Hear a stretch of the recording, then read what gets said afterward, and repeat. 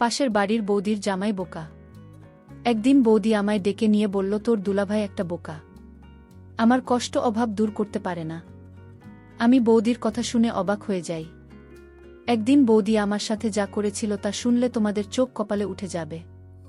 আমি তখন ছোট, ক্লাস 7-এ পড়ি। আমাদের পাড়ায় প্রতিদিন রাতে গানের আসর জমত। গ্রামে আমাদের আড্ডা গুরু নীরব ভাই। স্কুল না থাকলে সারাদিন তার ঘরে বসে থাকি আর মোবাইলে গান শুনি। আমাদের এলাকার রাজু ভাইয়ের বউ একটু অন্যরকম। গ্রামের ছনের ঘর ছিল জঙ্গলের সাথে। সে যদি ওর ভিতরে থাকত তো আমাদের গায়ে পানি দিয়েছি আমার। একদিন এভাবে যাবার সময় ভেতর থেকে পানির ছিটা দিয়ে বলে, জামাই কই যাও, বাড়িতে আসো, পিঠা খেয়ে যাও। আমি আসলে এসবের কিছুই তেমন বুঝি না। আমি ভাবিকে বললাম, কি পিঠা? আরে ভেতরে আসি না। আমি বোকার মতো ভেতরে যেতে চাইলে ভাবিকে দেখে আমি চমকে উঠি। ভাবি খিলখিল করে হাসতে থাকে আর আমায় বলল, শরম পাইছো? জঙ্গলের ভেতরে ক্রিকেট বল খুঁজতে থাকি। নীরব ভাই ক্রিকেটের বল এত জোরে মারছে এই জঙ্গলে আইসা পড়ছে। আর আমি ছোট হওয়াতে ওরা সবাই সবসময় আমার এই পাঠায় জঙ্গলের ভেতরে ক্রিকেট বল আনতে। কোনো মতে এদিন আর বল খুঁজে পাই না। রাজু ভাইয়ের বউ পিছন থেকে আমার উপর পানি ছুঁড়ে মারে। আমি চমকে উঠি, বলি, একটা ক্রিকেট বল দেখছে। সে বলে, বল আমার ঘরের চালের উপরে এসে পড়ছে, তাই আজ আর বল দিবে না। আমি বললাম, ভাবি, আমার আর এখানে বল ফেলব না, আজকের মতো বলটা দিয়ে দাও। ভাবি বলল, ঠিক আছে, বলটা ফেরত দেব, তবে একটা শর্ত আছে, যদি তুই আমার শর্ত রাখিস তাহলে বল দিতে পারি। আমি ভাবিকে বললাম, ভাবি, আমি ছোট মানুষ, আমি কি তোমার দেওয়ার শর্ত পালন করতে পারবো? ভাবি বলল, পারবি, না পারলে আমি তোকে শিখিয়ে দেব।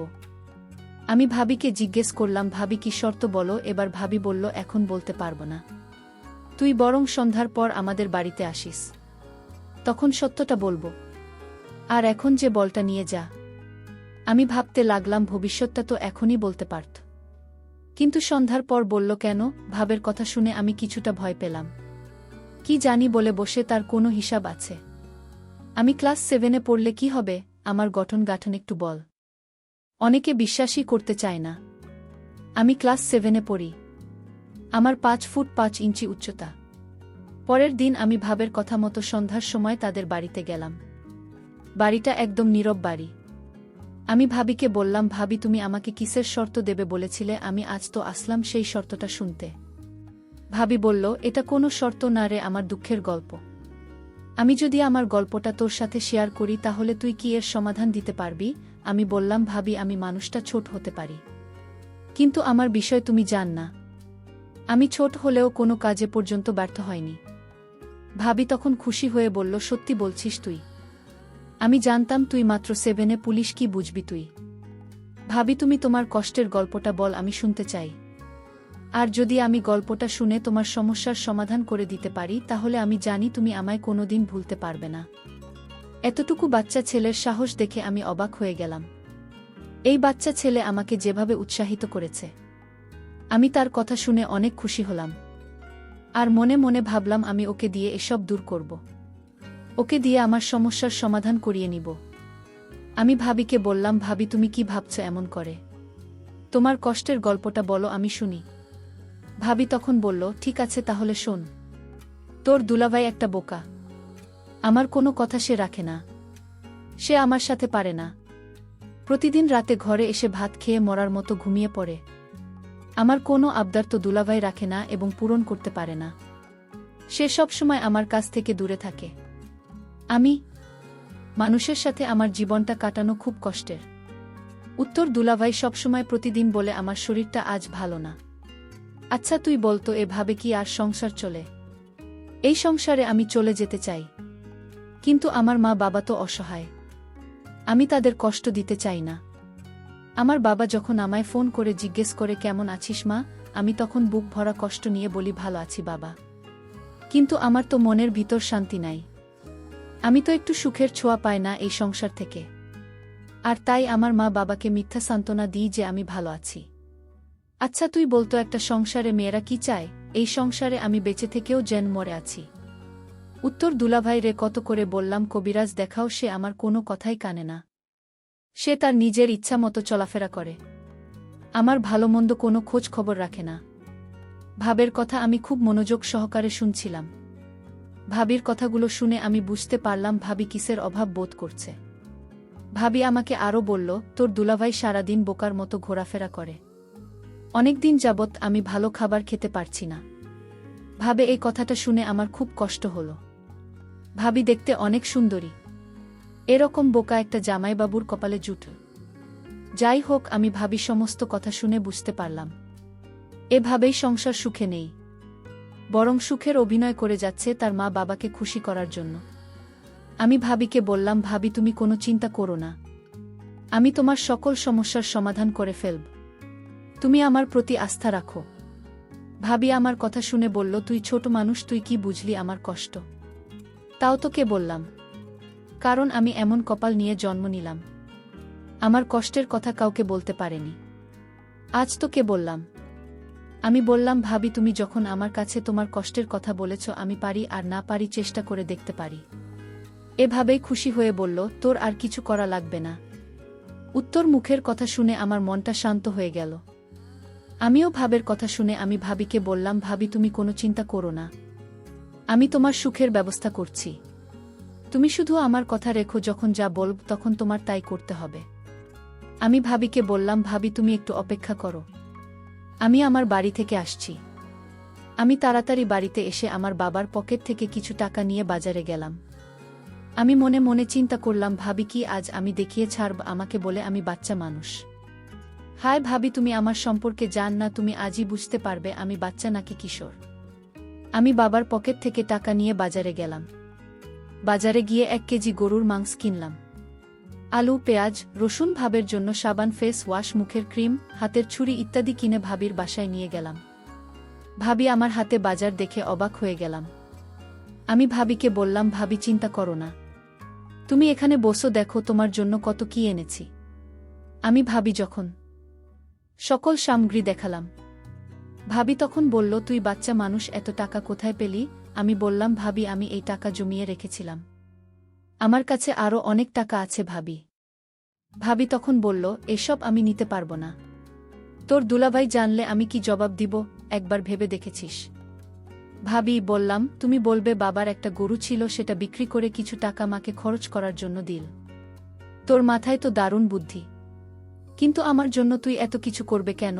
আমি তোর কি হই? আর এভাবে একটা গান আছে না, মানুষ মানুষের জন্য। আমিও মানুষ, তুমিও মানুষ, শুধু এইটুকু জেনে রাখো। আর তাছাড়া আমার তো আর বড় ভাই নেই, আমার কোনোভাবে নেই। যদি আজ আমার একটা ভাবি থাকতো আর সেই ভাবেই যদি তোমার মতো কষ্টে থাকতো, তাহলে আমি কি তাকে ফেলে দিতাম? আমি তাকে হেল্পও করতাম না। ভাবি তখন বলল, আসলে সত্যি তো অনেক মেধা আছে, তুই ছোট হলে কি হবে, তোকে আল্লাহ অনেক জ্ঞান বুদ্ধি দিয়েছে, তুই ভবিষ্যতে অনেক বড় হবি। আমি ভাবিকে বললাম, ভাবি এবার কথা বাদ দিয়ে রান্না করো, আজ তুমি গরুর মাংস দিয়ে ভাত খাবে, আমিও তোমার সাথে খাব, অনেক ভাল লাগবে। বলতে ভুলে গিয়েছিলাম যাকে আমি বাচ্চা বলে ডাকি, তার নাম সজীব, তার মা বাবা। ভাল লাগবে বলতে ভুলে গিয়েছিলাম যাকে আমি বাচ্চা বলে ডাকি, তার নাম সজীব, তার মা বাবা আছে, তাদের একটা মাত্র সন্তান, সে হচ্ছে সজীব। আর একমাত্র সন্তান বলে সজীবকে তার বাবা মা অনেক স্নেহ করে, যখন যা চায় তাই দেয়। আমি সজীবকে বললাম, সজীব তুমি বস, আমি রান্না করি। সজীব তখন বলল, ভাবি আমি তোমার সাথে রান্নায় হেল্প করি। আমি বললাম, ঠিক আছে কর। আমি আর সজীব মিলে রান্না শেষ করে ঘরে নিয়ে যখন খেতে বসব, ঠিক তখনই আমার বোকা জামাই বাড়িতে হাজির। সজীব আমার স্বামীকে ভয় পেয়ে সে কাঠের তলে লুকিয়ে পড়ল। আমার হামলা স্বামী আমায় জিজ্ঞেস করল, কি রে সোনিয়া, আজ ঘরে মাংসের ঘ্রাণ পাচ্ছি কেন? মাংসের ঘ্রাণ কোথা থেকে আসছে? আমি তখন আমার বোকা স্বামীকে বললাম, আমার বাবা এসেছিল, আজ দুপুরে আমার জন্য অনেক কিছু নিয়ে আসছে, তুমি তো আমার ভরণ পোষণ করতে পারো না, আর তাই বাবা আমার জন্য হাতের ছুরি, মুখের ক্রিম, ফেস ওয়াশ, ব্যাগ ভর্তি বাজার নিয়ে আসছিল। আমার স্বামী একথা শুনে বলল, আমার সুর আবার এত দর্দ হয়েছে আমাদের প্রতি, হঠাৎ এই দশা কেন? যাই হোক, অনেক দিন পর ঘরে মাংস রান্না হলো, দাও পেট ভরে ভাত খাই।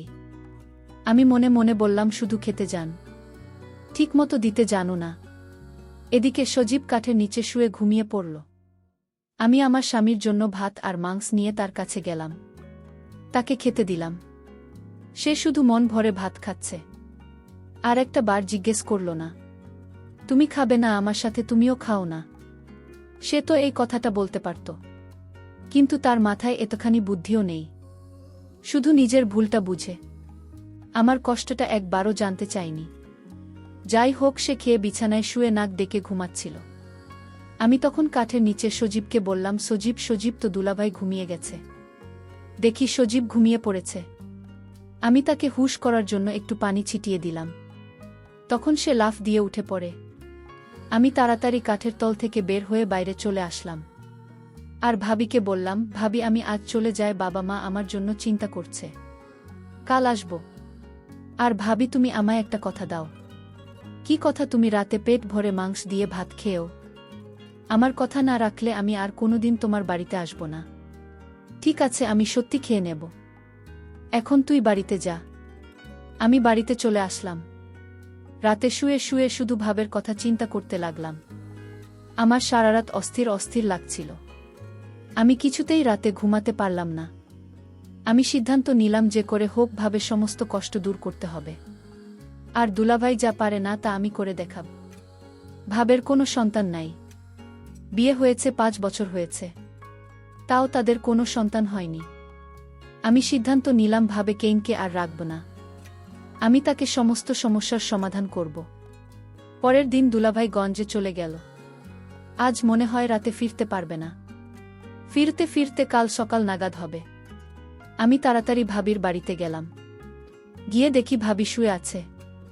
আমি ভাবি কি ডাক দিলাম, ভাবেই অবহেলা, শুয়ে আছো কেন? শরীর খারাপ নাকি? ভাবে বলল, আমার কোমরে প্রচুর ব্যথা হচ্ছে।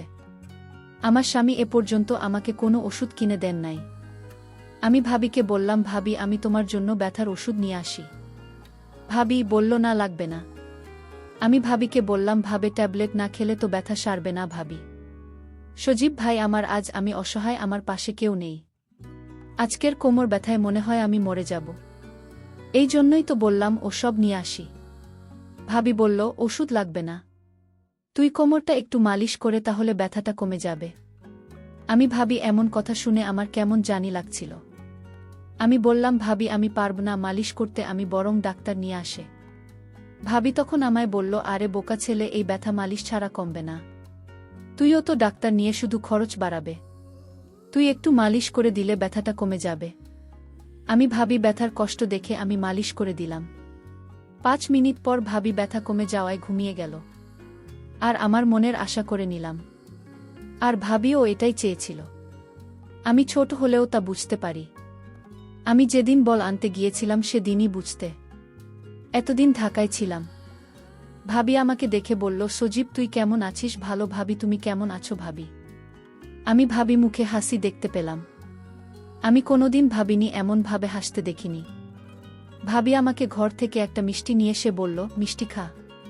আমি বললাম, ভাবি এটা কিসের মিষ্টি? ভাবি বলল, আমি মা হতে চলেছি। আমার আর কিছু বুঝতে বাকি রইল না। বন্ধুরা, আজকে গল্পটি কেমন লাগলো তা অবশ্যই কমেন্ট করে জানাবেন। আর এরকম নতুন নতুন গল্প পেতে আমাদের চ্যানেলটিকে সাবস্ক্রাইব করে পাশে থাকবেন। ধন্যবাদ।